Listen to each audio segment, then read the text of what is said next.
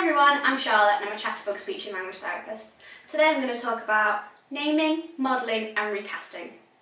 These are really important ideas for children who are maybe young children, have a limited vocabulary, struggle with expression or maybe bilingual and new to English, so struggle with the English language. First of all, we start off with basic naming, and this can be anything your child is drawn to, anything that a particular focuses on at the time. For example, if you're at dinner time, you can use the nouns plate, knife, fork, fish fingers, whatever it is that they're eating. But we don't want to just name the nouns, so the objects that we can see. We also want to add verbs, which is the doing words. So eating, cutting, might be bread, sharing, anything like that that you feel the child needs in that specific area. For example, if we've got a ball, we want to name ball, which would be our noun, but we don't just want to expose the child to nouns, because we very rarely just say nouns when we're talking to each other as grown adults.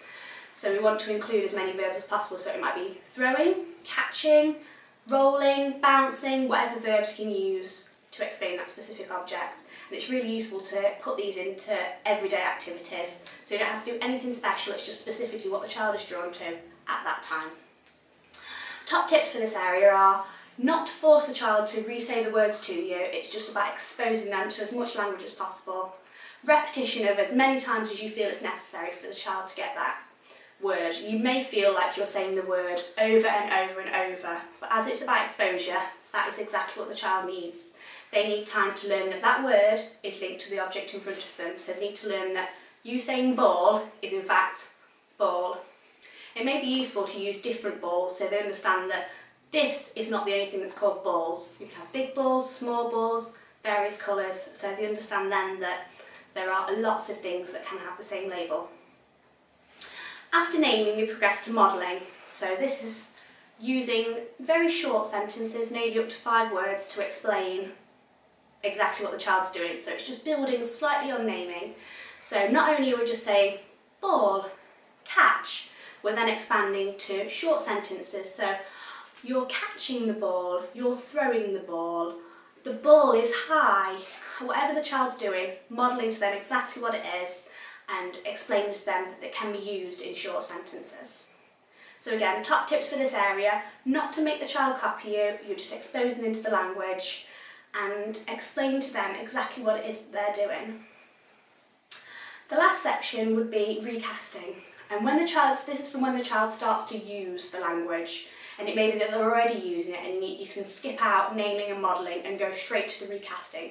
If they're already saying ball when they come to you, yes, you're showing me the ball, or yes, you're throwing the ball, or if they're saying food, yes, you're eating your food, or bed, oh yes, it's bedtime, we're going to sleep. Still try to use quite short sentences in this, but exposing the child to as much language as possible and again using their focus. But this time the focus is what it is they're saying.